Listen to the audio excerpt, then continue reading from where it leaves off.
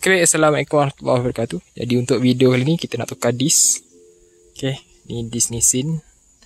Alright, ni kita nak tukar disk untuk motor LC lah. Sebabnya disk tu dah bengkok. Sebabnya masa turun genting itu, serat kita turun genting itu, yang depan tu dah overheat. Lepas tu entah macam mana dah, kira brake depan ni kosong.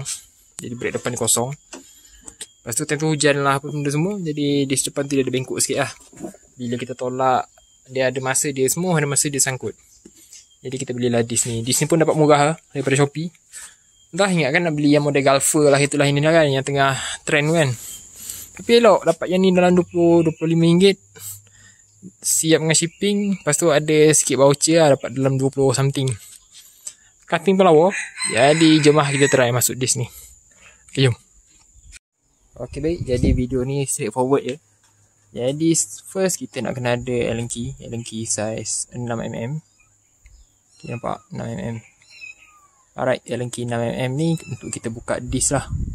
Untuk kita buka screw disk 4 biji ni. 1, 2, 3, 4 belah sana. Jadi sebelum kita buka tayar, nak senang kita buka ni dulu. Okay, kita buka and then yelah, biasa kat sini dia ketat. Jadi kita masukkan Allen key ni and then kalau kita ada spanner. Alright, ambil spanner ni. Kita masukkan untuk ni lah, kita longgarkan dulu. Macam ni. Sekejap. Okay, kita masukkan. Tak spanner. Dan kita tarik.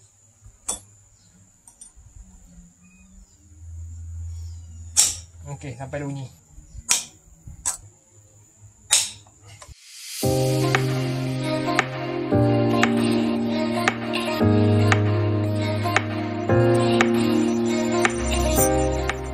Okay baik, jadi bahagian depan ni kita dah buka.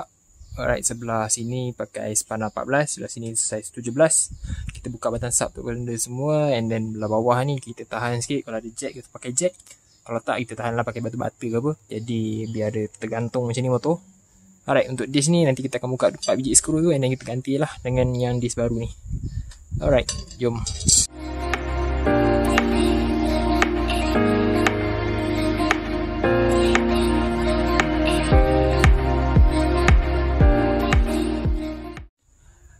Okay, jadi kita punya disk ni dah siap pasang. And then nanti bila kita pasang balik kat motor, kita ketatkan lagi lah 4 biji skru ni. And then jangan lupa untuk pakai ni, Loctite. Loctite pula korang pakai yang warna biru ni pun dah cukup ok lah. Kalau pakai merah tu nanti susah pula nak buka next time kan. Jadinya kita pakai Loctite tu sebab tak nak bagi skru ni bila kita bawa kan. Bila kita bawa, dia vibrate. And then bila dia vibrate, dalam jangka masa yang lama nanti dia akan longgar and then tercabut. Tu je. Jadi next untuk kita pasang ni, bila kita pakai disk baru, dia tebal. Yang disk lama ni dia dah nipis. Jadi nak tak nak kita kena tolak kita punya apa nama tu, brake pad tu ke dalam. Maksudnya tolak piston caliper tu ke dalam. Bagi dia ada ruang lah kita masuk disk baru. Cara kita nak tolak tu pula, kena longgarkan dulu. Kalau ada mas tepam atas ni, kita buka dulu penutup ni. And then kita biar dia terbuka lah.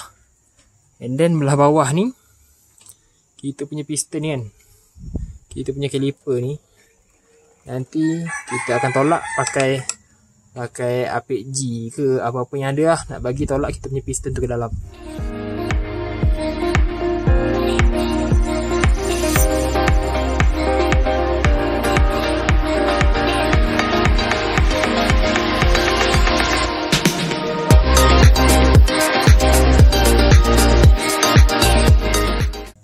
Okay dah, jadi yang ni kita dah tolak ke dalam pakai screwdriver leper ya.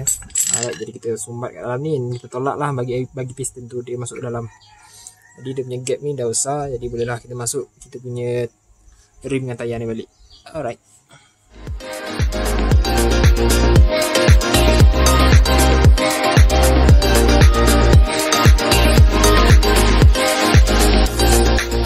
Okay baik, jadi sekarang ni disk ni kita dah siap masuk. 4 biji skru ni sama macam bagi tahu tadi, ketatkan balik and then reservoir atas tu kita tutup balik.